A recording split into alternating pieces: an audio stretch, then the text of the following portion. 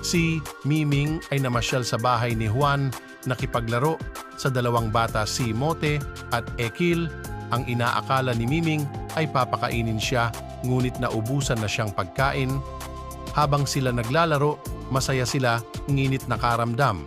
Nang si Miming na hindi siya pinapakain, ay bigla itong umalis.